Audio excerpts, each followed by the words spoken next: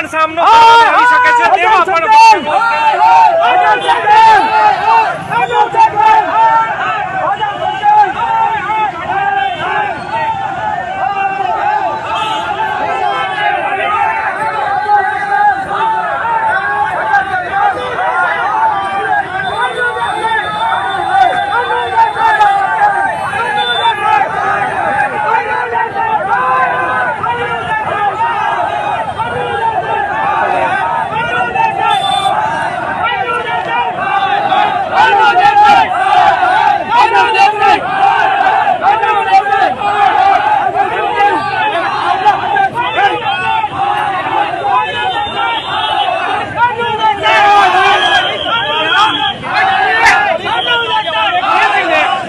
ટીંગા ટોળી કરીને તમને ગાડીમાં ધકેલવામાં આવી રહ્યા છે।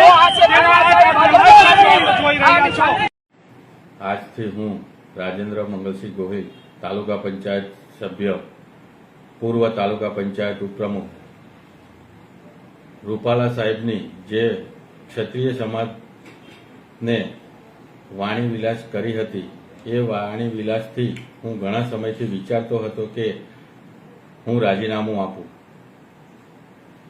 પણ આજે મારા ક્ષત્રિય સમાજના છોકરાને પોલીસ દ્વારા ઢોરમાર મારવામાં આવ્યો અને બીજેપીની તાનાશાહીના લીધે હું આજે તાલુકા પંચાયત સભ્ય પદેથી બધા જ પદેથી હું રાજીનામું આપું છું અને ક્ષત્રિય સમાજને મારો ટેકો આપું છું। જય ભવાની।